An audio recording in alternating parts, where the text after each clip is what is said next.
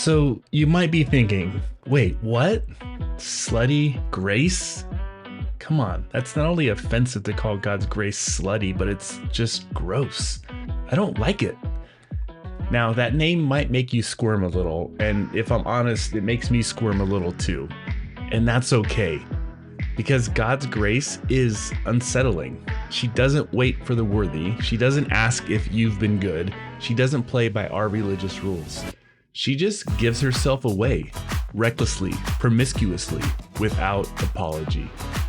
Grace pours herself out on saints and screw-ups alike, on those that are certain and those that doubt, on the broken and the whole. Again and again, she shows up, fierce, tender, unrelenting.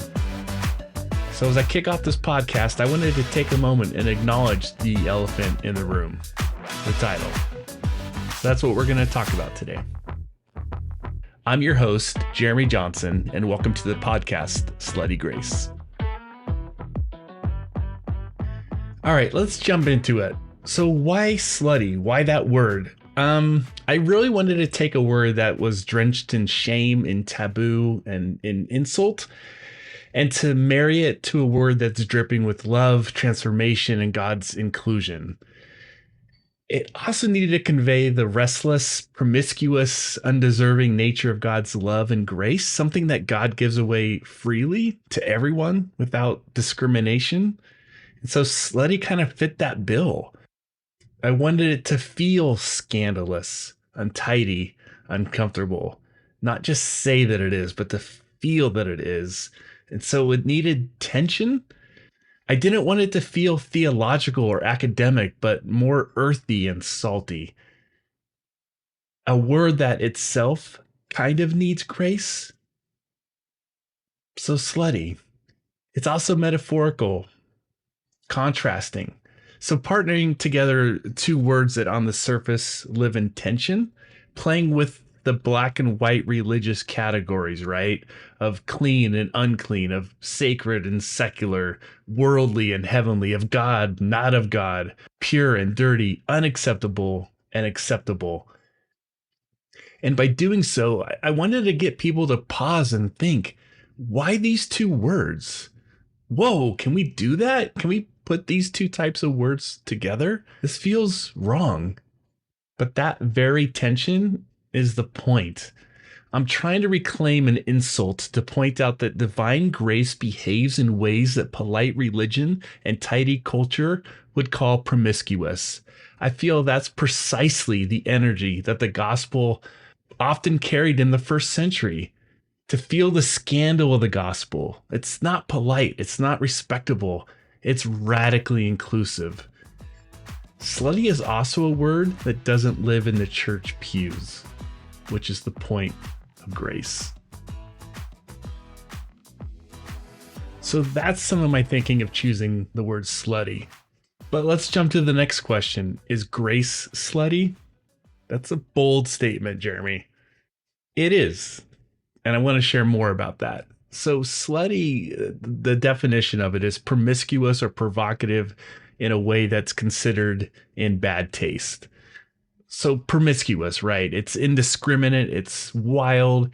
It's all about liberation and unrestrained. It's easy.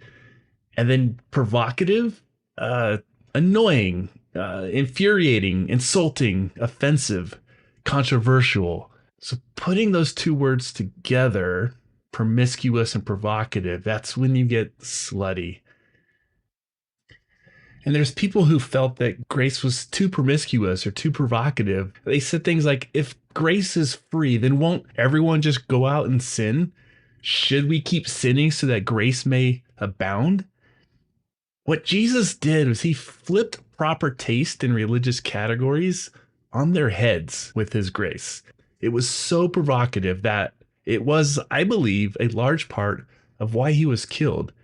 Jesus, the people that you love and offer grace and forgiveness to are not deserving. They are unclean. They're unholy. They're not Jews. They're not like us. They're sinners. They're unacceptable. They can't even be in God's presence, unlike us. And even though they would never use the word, I feel like if they were honest, that they felt that Jesus' grace was too slutty. It was too free. It was too easy, too promiscuous, too loose. God's grace was, and I believe still is, the ultimate offense to the clean categories, judgments, and rules of tidy morality and religion. And still today, the notion that God's love, grace, and forgiveness is ultimately given to all despite their behavior or beliefs is extremely provocative and promiscuous. That in the end, love wins. That death does not and will not have the final victory or sting. That God's grace is not earned or triggered by our proper belief somehow. That God's hands are not tied to offer grace simply because our heart and our breath stopped. That ultimate restoration and reconciliation is indeed God's lavish plan and heartfelt desire. That all of God's creation will experience and be transformed by God's grace and love. That it is always and only the kindness of God that leads to repentance. Period. So that's my heart, and that's what I want to explore together in this podcast. The scandalous, beautiful, untamed love of God. Short conversations, honest reflections. Slutty Grace. Let's sit with the mystery. Until next time, live in grace, and if you can, share that grace. Thank you for listening to the Slutty Grace podcast. If you believe this show and message is important in our time, please share it. And be sure to subscribe on whichever podcast platform you use. If you can, please leave a rating and review so others can find these messages of God's love and grace.